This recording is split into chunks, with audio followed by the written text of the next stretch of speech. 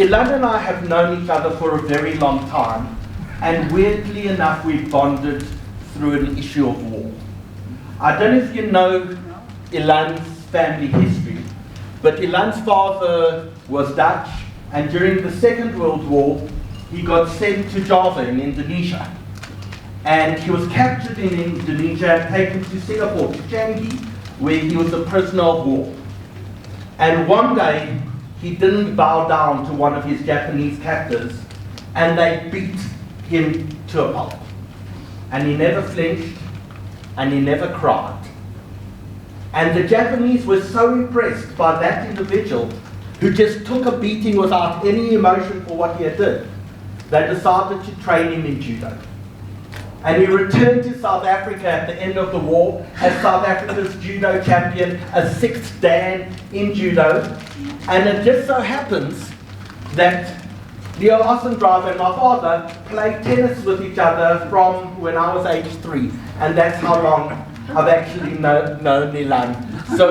So we are bonded together through the issue of war. But in truth, I quoted in Jewish Achiever Awards a comment that Avram Infeld, who I don't know if any of you know, ex-South African, Aubrey Infeld, I think he was known when he lived in South Africa. He was the one who came up with this concept that I used in my speech at the Jewish Achiever Awards that said, Jews do not have history, we have memory. And I think that's very, very true, but there's a problem with memory. And that problem with memory is that memory isn't like a video cassette. Every time you replay it, it comes out slightly different.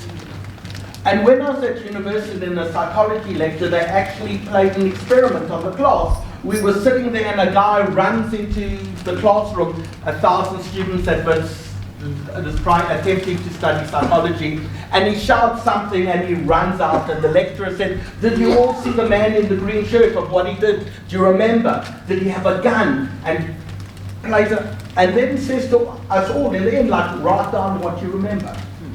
And we remember the man in the green shirt who ran into the class without a gun. The only trouble is, he wasn't wearing a green shirt. Our memory plays tricks on us. Every time we replay our version of history, we replay it and are influenced by the things that happen around us, by the people of what they say to us. And why the 7th of October was so different to any other attempted genocide, and that is what happened, an attempted genocide on the Jewish people on the 7th of October. It is because the perpetrators themselves documented their own genocide. They used cameras and cell phones, and they did live streaming on Facebook to document exactly what they did. And yet, despite that, there are still those people who deny. And so there's only one version of history. It can't be your version and my version. It is the thing that we record through the lens of a camera. Because the camera does not lie, cannot lie. And that's why it's so important that in the retelling of our stories, we have a definite point whereby we can go to irrefutable evidence.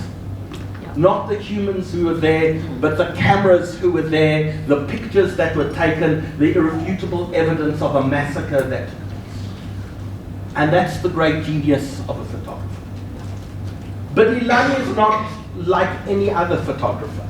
And I think South Africa is truly gifted to have someone like Ilan who's photographed 3 American presidents, 7 Israeli prime ministers, who was Michael Jackson's personal photographer on his trip to Israel. We were at boxing on Saturday night as these 2 new Jewish kid boxers fought in their debut bouts, and suddenly Ilan turns to me and says, you know, I photographed Muhammad Ali.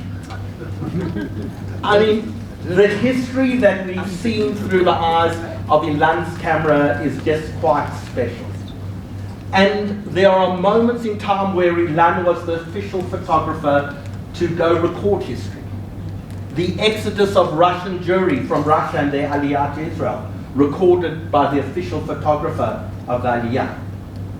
the immigration and rescue of Ethiopian Jews from Ethiopia. Ilan was the official photographer.